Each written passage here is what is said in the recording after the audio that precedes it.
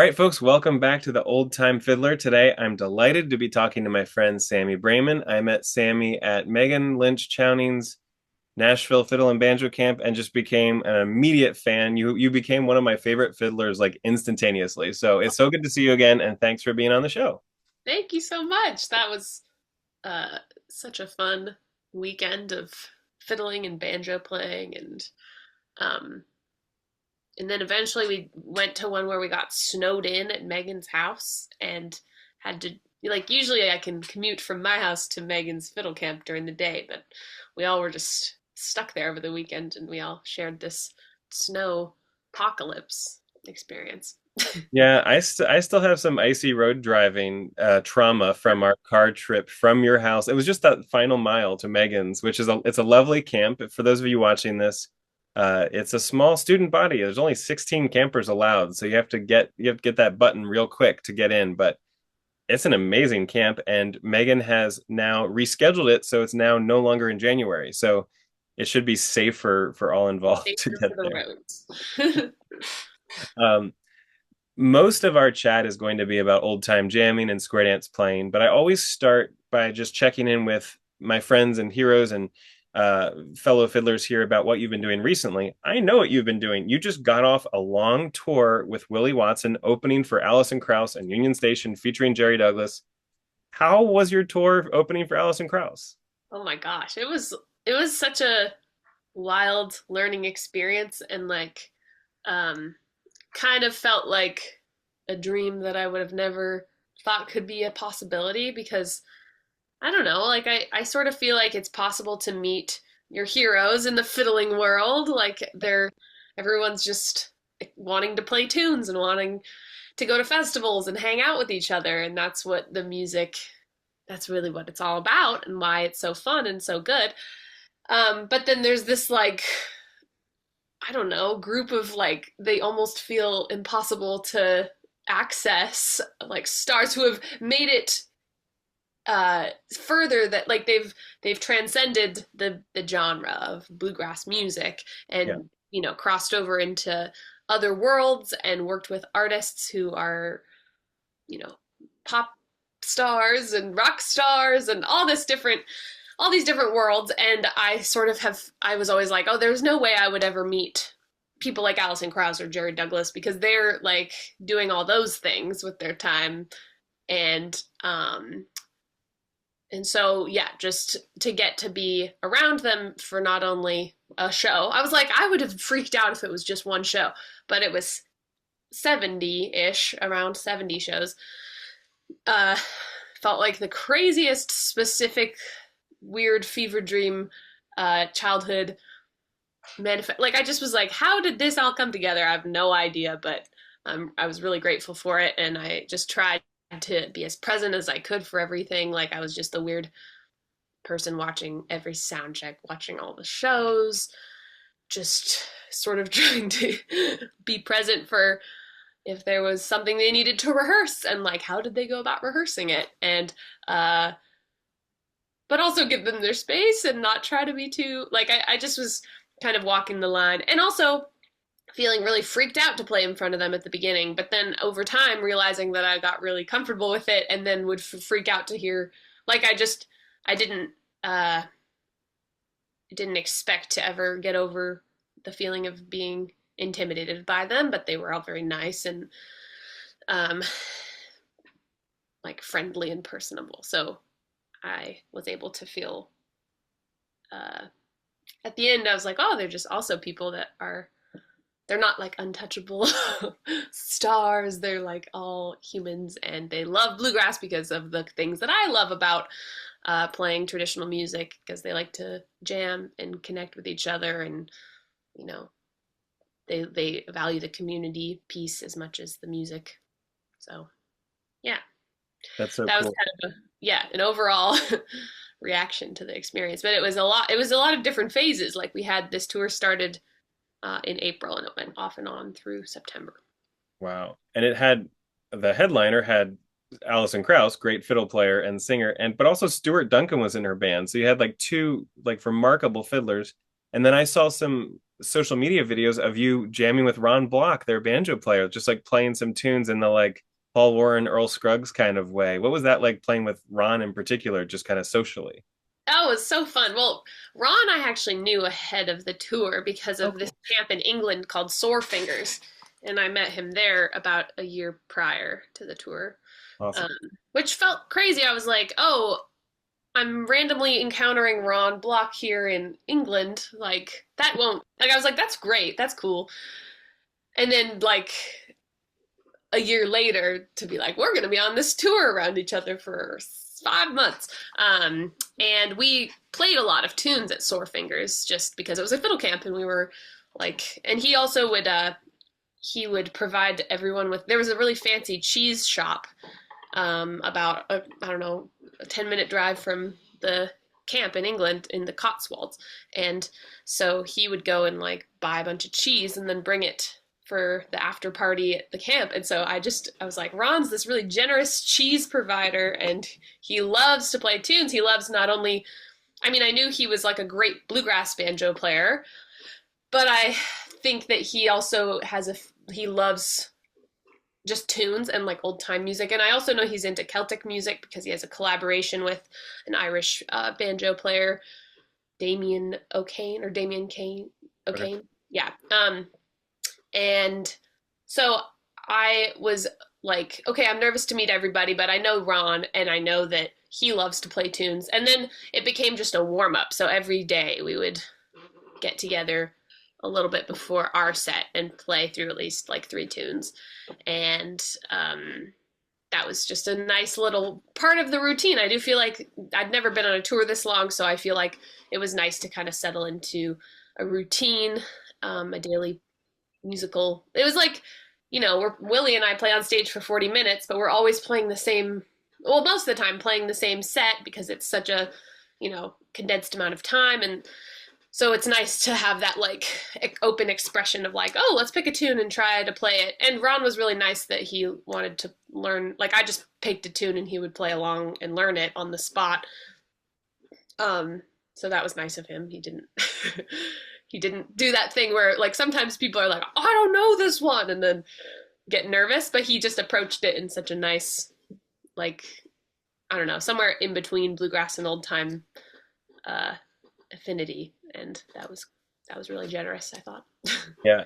One of the things I adore about your playing is you've written a lot of new tunes, which I wish more people would feel like they can. And I love that you have and do, and you write great tunes. Did you and he play any of your original Sami Braman tunes or? Yeah, we did. We played a few of them that were a little bit more easy to pick up. Yeah. That was The fun. the first time I saw you like yeah, it was the first time I saw you play a show before I ever saw the Onlies, your fantastic band that you grew up playing with. First time I ever saw you play a show was like the Sami Braman band. You were touring your album, The Riveter, is that what it's called? Hmm.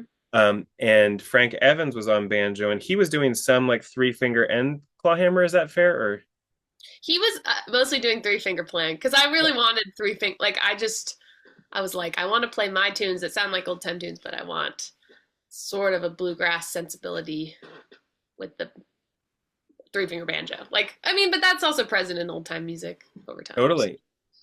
Yeah, that makes so much sense. Yeah, so like you playing with Ron Block makes as much sense, which is a lot to me, as like having Frank in your band rolling Yeah, chords, and then in the Onlys, Riley doing the same thing. Like it feels like that's an important part of your like fiddle band sound for Sammy. Is this fair that you like that syncopated rolling thing a lot? yeah. I feel like it kind of grew in like when Leo and Riley and I and the Onlys were getting more into old time music. Riley was getting into playing 3 finger style banjo, and he was very influenced by both Jason Romero and this guy Lucas Hicks, who lived in Bellingham, and he passed away a few years ago. But Riley has his banjo now, so I feel like we had this a little bit like West Coast uh, influence, and also early foghorn with P.T. Grover on 3 finger banjo. I think those three styles influenced Riley the most. And then when we would play, it was like um, it felt really fun to play with a 3 finger banjo accompaniment. And I think I hadn't really gotten into that before we were like, I think that was our route into playing. Then that was around the time Vivian joined our band, and we kind of delved more into like an old time feel. It was like, I mean, we also have tracks and tunes where Leo's playing clawhammer banjo or picking, like there's Yeah. other uh other combinations with I love clawhammer banjo too, don't get me wrong, but it's just I feel like some of that driving um kind of like dance fiddle music energy that uh I got super excited about was due to the feeling of playing with the band, the three finger banjo, and playing with Riley. And then, um, yeah, there was also a phase where the Onlys really loved listening. Like when we recorded our album in 20, or we recorded it in 2019, but it came out in 2020. It's a self-titled album. Um, we listened a lot to "So Long, So Wrong," the Alison Krauss and Union Station album from the late '90s. Long Um, one. Was Adam Steffi on that record? Like it was before yeah, Tedeschi? Yeah. it was with Jan Tyminski and Adam Steffi, but Oh, it was before Jerry Douglas joined.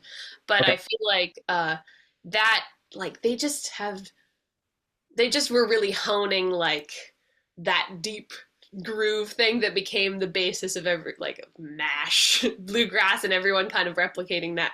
But we were kind of like, ooh, this is really fun, and we don't play this style of music, but we can like be influenced by, like, I do feel like we had a phase where we were really excited about the way that record sounded as we were working on our, and it was like there's three finger banjo, there's bass. Ngozi, our bass player that we've recorded with, he was really inspired by Barry's bass playing. He's the bass player in Union Station when he was starting out at ETSU. So it's like there's like these threads of inspiration from that band that have, even though it came from a very different stylistic point of view, I think it has uh like made an impact on the way that we try to think about groove as a band. That's so cool then fast forwarding like to 2025 when you like spent all these months touring with the modern iteration, but like to know this is the first I've heard you say that early Allison and Union Station record like was so formative to the Onlys. That's super cool. Yeah, I don't know. I think that was like I'd listened to her music a lot when I was younger Yeah. and knew her voice and knew her fiddling very like um just from a very young age. And then there was, yeah, that return. Like, I think I hadn't listened to as much of it until we got into that one record around that same time when we were having our first recording experience as a quartet with Vivian. So it felt like that was an unexpected influence. And then, like, yeah, to get to open for them, I was like, yeah, I'm a huge fan of this band. Totally. Well, for anyone watching this who hasn't yet listened to the eponymous album, The Onlys, hit pause, go listen to it 3 times, and then come back. The other thing I'm going to do, since this is a YouTube conversation, I'm going to link below to the that video that you all did, the Deep End Sessions full concert video. Like my kids and I sit and just watch that. Like it's so good and it's so like everything about it I just love so much. So I'm for anyone who hasn't listened to that Only's album we were just talking about or watched this concert footage of there's no bass on that one, but I love Nikosi's playing, and actually he's a future guest of this show. He's on my Cool. everyone in your band who plays fiddle I want on this show. And Riley and I are figuring out when we can do this too. But we've kind of alluded to it, but just to give people a baseline, Sammy was pretty young when she started playing fiddle. Like what year did you start the violin and when did you start like fiddling on the violin if it wasn't the same year of your life? I started taking fiddle lessons when I was 6 years old from a teacher in Seattle where I was growing up, and she knew how to teach both. Like she had a classical background, but was really into fiddling at the time. So she would teach. She taught me Boil 'em Cabbage Down and Old Joe Clark and Angeline the Baker. But at the same time, she was like, "This is how you read music and like do this exercise." So it was sort of like Suzuki, but it wasn't technically a Suzuki training situation. Yeah.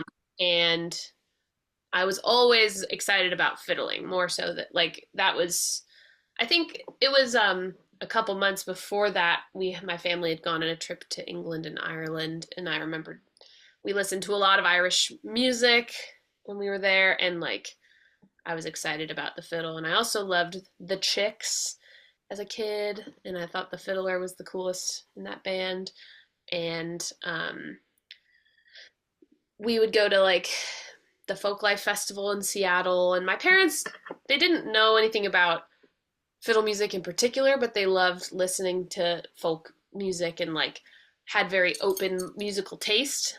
And my mom was like always like I secretly like country music, you know, and we would listen to like pop country radio. So that, but that was like very uncool in Seattle, and she grew up there, so I don't know.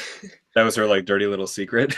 Yeah, like nobody in her family really liked that music, but she always liked listening to, you know, the Chicks and Patty Loveless and Alan Jackson and that kind of era of 90s country music.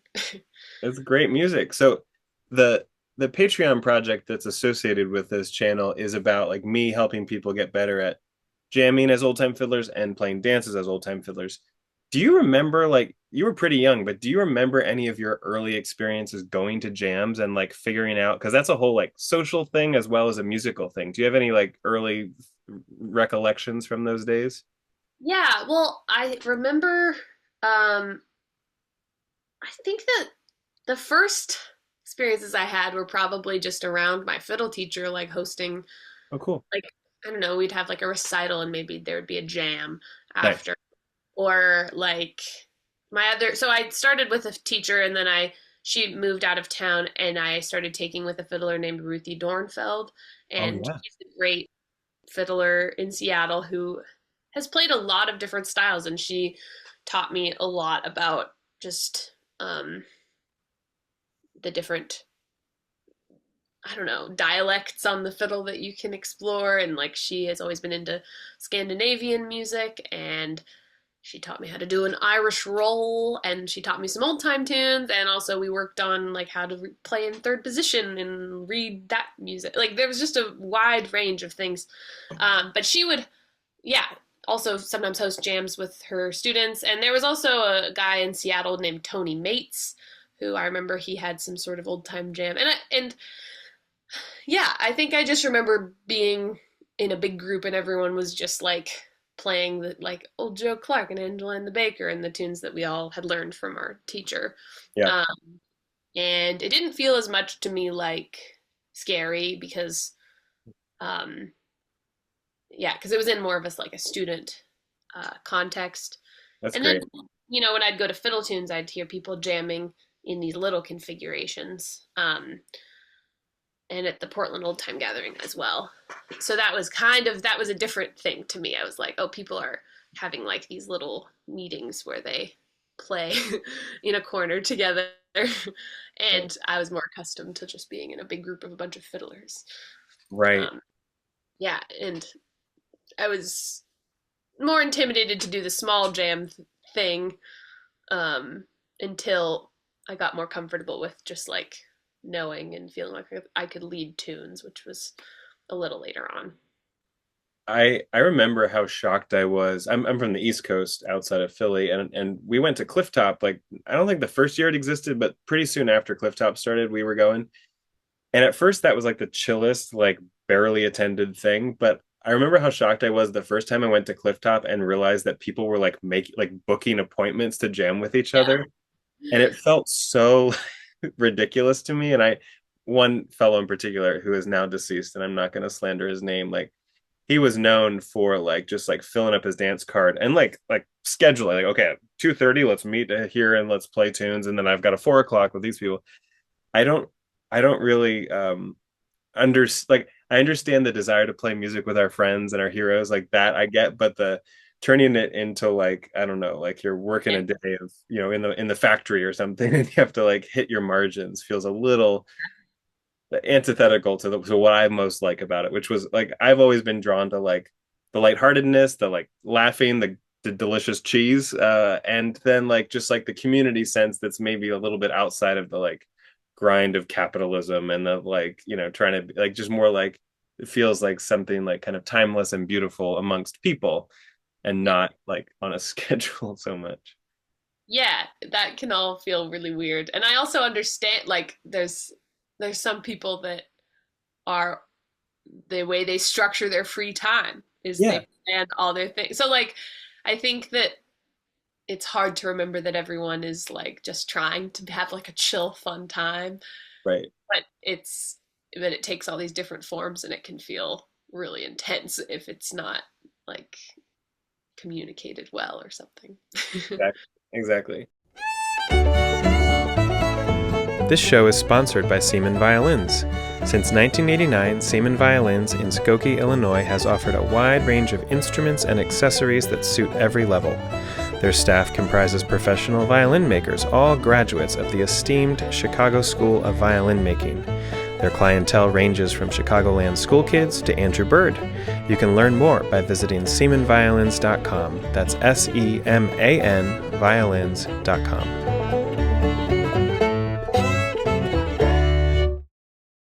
As I said at the outset, you and I met at like a camp where we were teaching people fiddle and banjo and how to play together and how to jam together.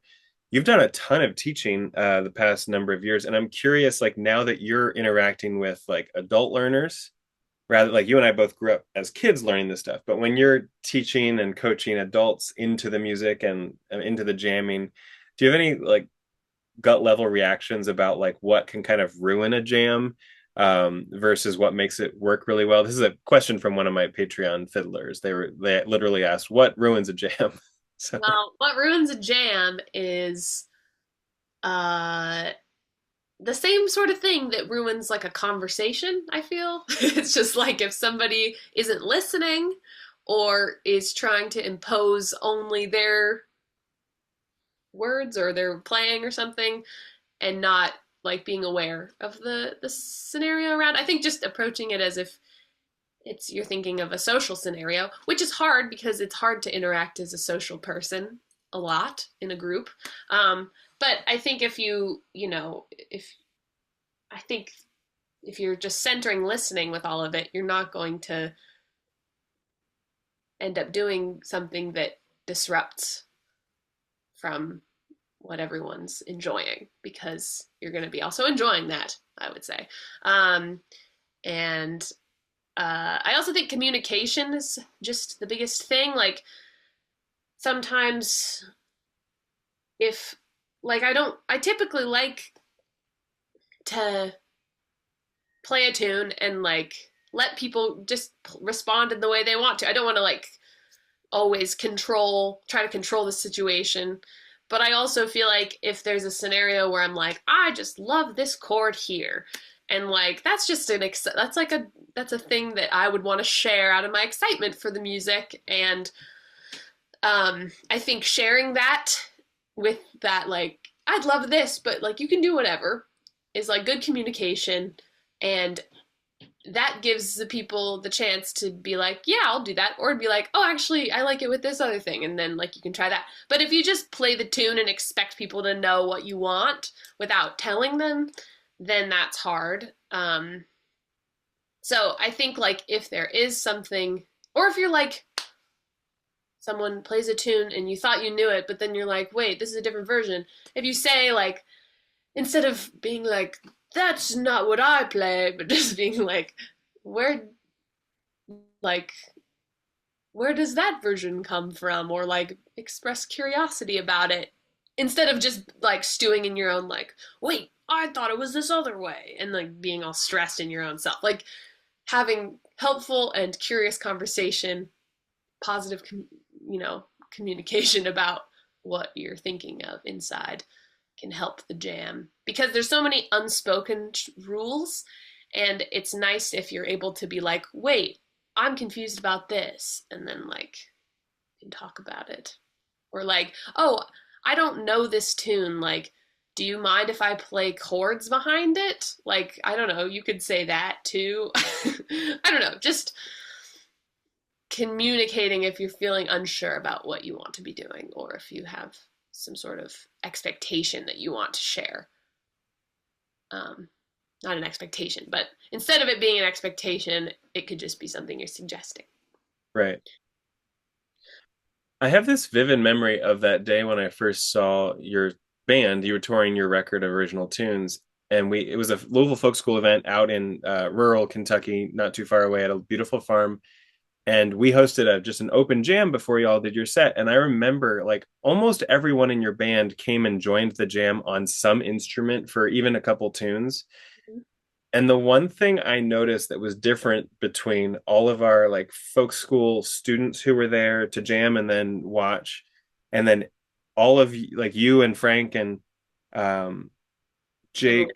and Yeah. Emily, like all of you eh, who participated in the jam, and it was most of the band. The only difference that a stranger to the music would have seen between how the professionals acted in the jam versus the students is that you and your bandmates, when you joined the jam, I noticed that your eyes were up and you were like actually like looking across the circle at what other people were doing. And there was like the visual communication of like, oh, like we're gonna do one more time. Like, oh yeah, you know that we're doing one more time. Whereas all of our students who are still like so focused on the mechanics of like, okay, I gotta play this note and then that note, like they were like in their own world and their eyes were down, Yeah. and our students were playing well. Like I would never say that they were playing, poorly, even if it were relevant, and they weren't. Like it sounded nice, and it was a pleasant old time jam. But the main difference was the professionals who were about to give a show, like were participating in the jam with their eyes up and obviously like engaging, like socially, but also like musically, like communicating with like visuals and nods and just kind of checking in, and also like, oh, this is fun. Like here's a smile, and every student had their eyes just down until the tune was over, and then they'd kind of relax and Yeah. in a normal way. And it's like the same conversation thing of like, imagine having a conversation with someone and they never look you in the eye Yeah. versus when you can like chat with someone and like you make some eye contact and then maybe like something catches your attention, like a bird flies by, but then still like you see their eyes at some point. And Yeah. I that was a very like vivid memory of just that difference of engagement of like I'm in my own world versus like, oh, I see you, we're doing this together, this is fun. Yeah. I think that, yeah, it's like there's just a thousand things to think of at once when you're playing an instrument. And I think the challenge of getting better or improving is just how much of that can you file away into something that can be just subconscious or uh, just rote. Like you don't have to intentionally, like, enough. I have brain space in order to like think about connecting with another musician instead of like trying to make sure this one note is in tune. Right. Um, but like, yeah, the more that you can file away all the things that you're thinking of into what you don't have to think of, the more space you'll have for being able to collaborate with other people, which is, I think, a jam is the first step into that. Totally. Yeah. Do you if you could give the watching fiddlers one bit of like practical advice for like in their practice at home, what's one thing Sammy would suggest that they work on at home so that when they get to the jam, they can be a little bit more engaged and a little more like eyes up instead of eyes down? Well, one thing I always tell people, and I especially tell beginners, is that like you have to make all the horrible sounds as early as possible in your journey. Like, because they're gonna happen at some point. Like if in order, so there's a world in which you can just avoid that and you play very timidly the whole time and you don't really have a voice. You just kind of sound soft and quiet and like afraid.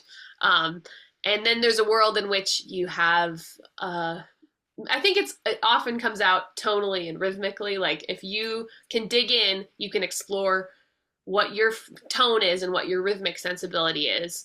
And the only way to be able to do that is to go too far in the other direction. So that's what you practice for. It's like you have to like really, I don't know, like play something way too fast that you can't handle, or play something with tone that sounds way too loud, or like play way too loud, or play a shift where your finger doesn't know how to get there. Like, I think pushing yourself out of your comfort zone in practice in a way that will make you sound horrible in practice is so important. And it's hard for me because I like live with housemates and I don't want to like sound really bad when I'm practicing. But if you're sounding just so good when you're practicing all the time, and like what I mean is you're just playing all the things that are nice and safe sounding, but you're doing them timidly, or yeah, you just have to, like, at some point you're going to have to sound horrible, and you have to do that early on, or else you won't get through. You have to know what the boundary is, because then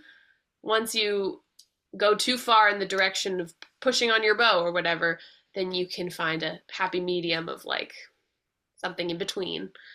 Yeah. But you can't really bust through there unless you sound crazy sometimes. So, That and then is you probably don't want to do that at a jam, because that's the example of like talking really loud and a lot in a social conversation or something. But that could be something that you supplement. Like, if you want to be a little bit timid and afraid in a jam, that makes sense, because it's like you're around other people and you're whatever. But the best way to overcome that uh, is to not fear that when you're alone, or yeah, when you're practicing and you know that other people are listening. It's very hard, but right. yeah. For anyone who like Sami lives with housemates, this is not a sponsored thing, but I'm going to suggest you get a practice mute. Oh yes, I that's have nice. a hardcore heavy duty metal one, which they're currently, as of today's taping, sold out at sharmusic.com, because I tried to get one of my new students to buy one and they're sold out. But a practice mute is your best friend when you're on the road or when you live with housemates, so that you can do like Sami's saying, and like actually like dig in at home, take these risks, make some awful or just unexpected sounds, but maybe with the volume at 5 instead of 11. Yeah. Those things are incredible. Mm-hmm. Um, before we have to let you go in a little bit, I want to talk to you about square dances. And so I've been asking every guest about their experience playing for dances, which I want to get to. But let's start with this. Like, when you play a dance, what's one waltz that Sami just like is always gonna play because you just love playing it at a dance? I'm always gonna play Saturday Night Waltz. Amazing. Could we get a vertical video of you playing it that they can click on and we'll link to below? Yeah. Tell Uh, us about Saturday Night Waltz. Where'd you learn it from? What's it? What do you love about it? it was one of those tunes that I remembered learning from that guy Tony Mates I mentioned, who is a Seattle old time musician. He's a fiddler and a bass player, and he called a lot of the square dances that and yeah, the square dances that the Onlies would play when we were younger. And I remember it was at one of these like jam workshop events that him and his wife Catherine organized. That he taught Saturday Night Waltz, and it was just like the first. I guess I had learned a couple waltzes from my teacher, but it was kind of like the first waltz that we learned when we were starting to play dances, and then we would always play it. Like I just always play it for a dance, because I'm like that's one that I know that I do. Do you like when you play it, do you like picture him and like remember learning it, and like does it have like a visceral like sense memory for you? Yeah, I sort of remember like the living room when we were all learning it, and I know it's yeah, it's like one of those tunes that I learned as a kid, but it still feels, or it has, sometimes tunes like that don't really like, you can't really get over like how you just would do it very simplified when you were a kid or something, but that one I think has uh, grown with us. We all, and like Leon Riley and I still play that. If someone's like, play a waltz, we're like, Saturday Night Waltz. I my go-to waltz has the same level of like not baggage, but just kind of like history, which is for me, it's the Stambo Waltz, which was composed by Craig Johnson of the Double Decker String Band. And I grew up, my dad knows those guys, and I just grew up around them. And their version is a lot quicker and more like lively than I play it. But like it is always if I only get one waltz, I'm gonna play Stambo Waltz. And if I get two, like there's something else that I'll come up with. But like it's just like I think of those guys, I think of Craig.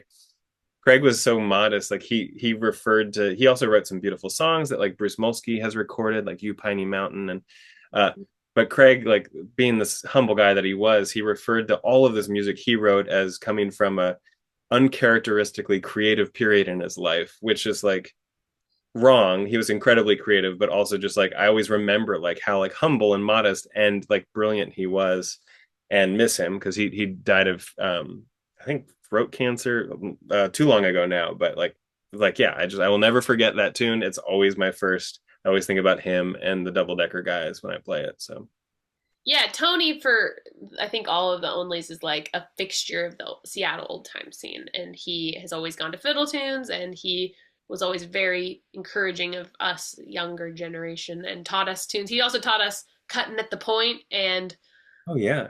Young to Marry, I think. Those three tunes like are like Tony Mates tunes, and I feel like while Seattle doesn't have an old time fiddling tradition that extends back into the the folk revival. I mean, I guess um it goes back to like what I think of as when Fiddle Tunes started, which was in the 70s. But Yeah. I just feel like it's a learned tradition, and people have brought their influence from visiting fiddlers like Clyde Davenport, or spending time going to Fiddle Tunes, or traveling all the way to go to, I don't know, to go to Clifftop and other, like they've imported some of that old time inspiration to the Pacific Northwest. Yeah. But I also think that there's enough people who are uh, have been doing that for most of their lives, and they have a repertoire, and they have a kind of a sound associated with it. That's kind of what um, has been, I don't know, what I thought of as the traditional sound that comes from that region, um, even though it's younger than a lot of other traditional regions. Yeah. There's nothing wrong with young, and it's not that young anymore.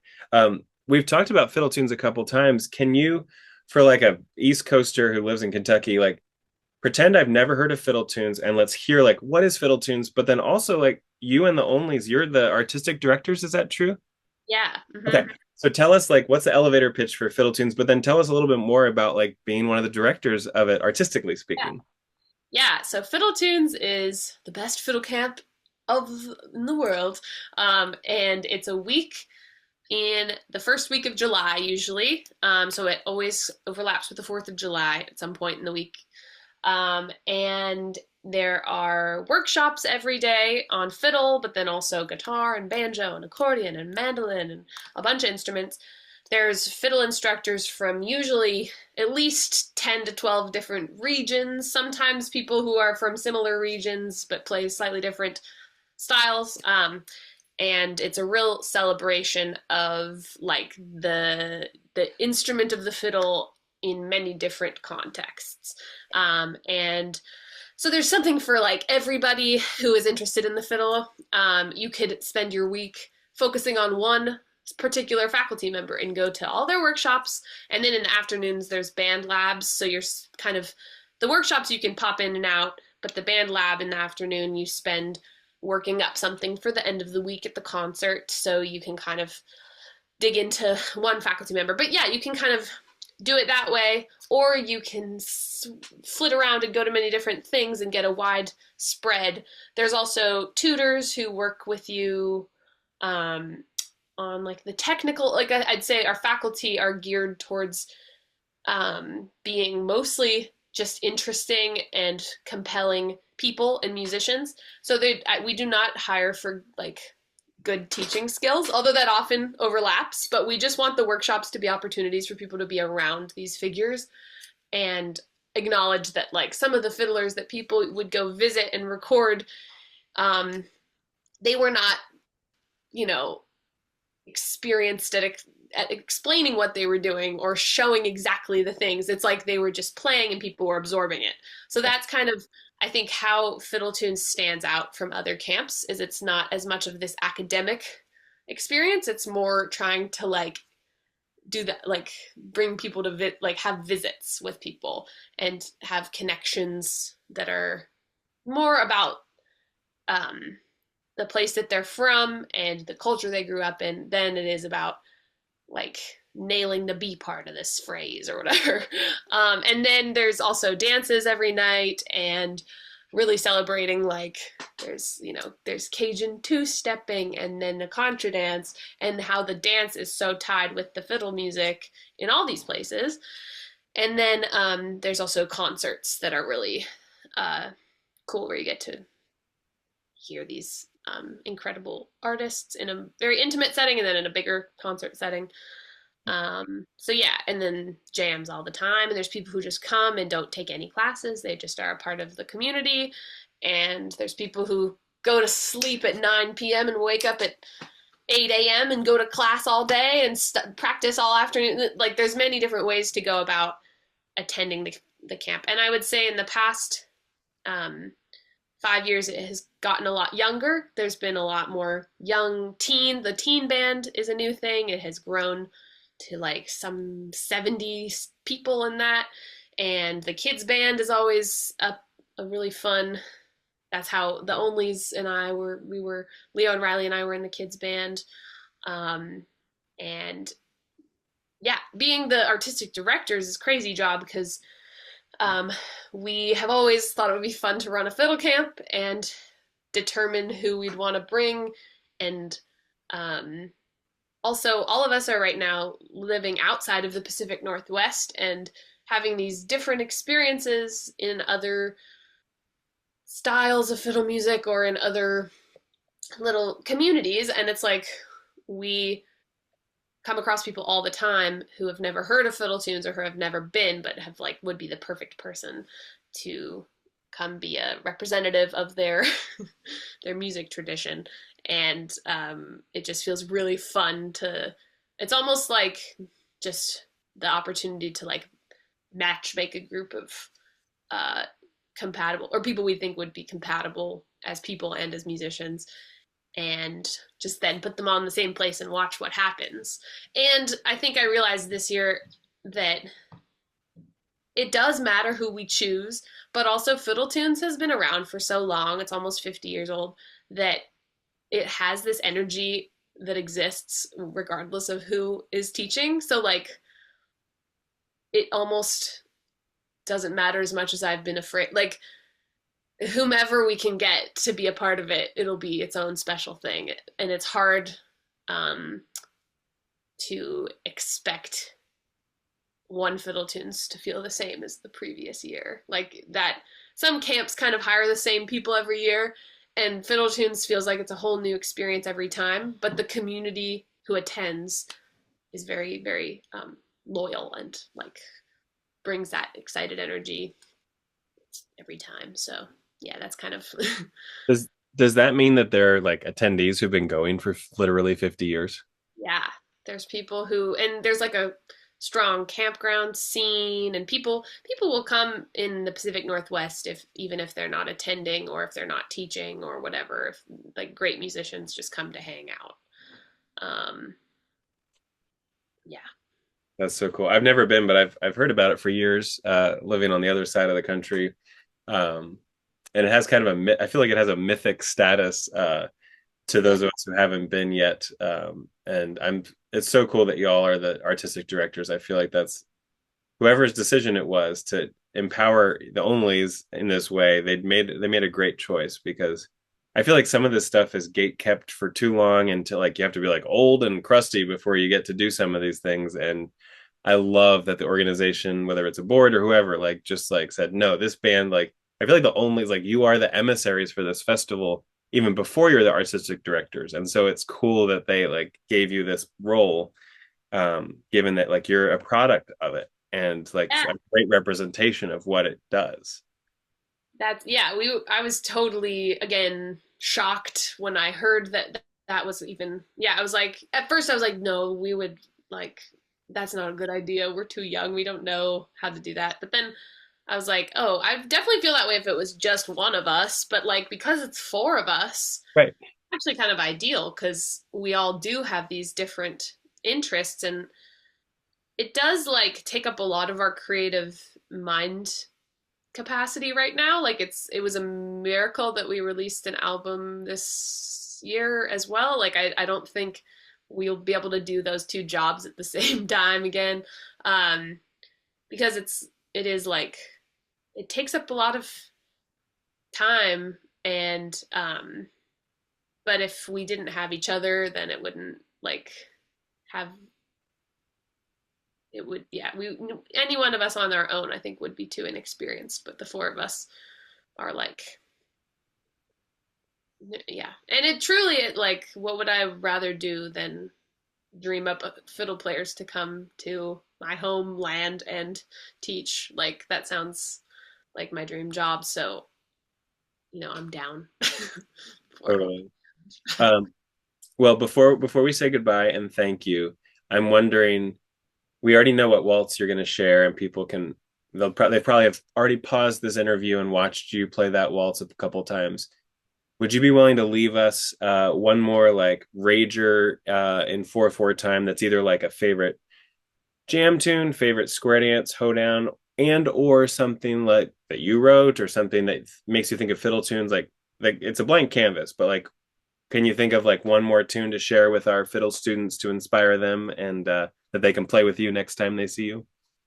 Yeah, I mean, the first tune that popped in my head, which I also kind of think of as a tune that Riley Calcagno plays a lot. So that was my, like, sometimes I'm like, I don't want to take a tune from one of my bandmates, but I'm going to give Riley credit that he really slays this tune as well.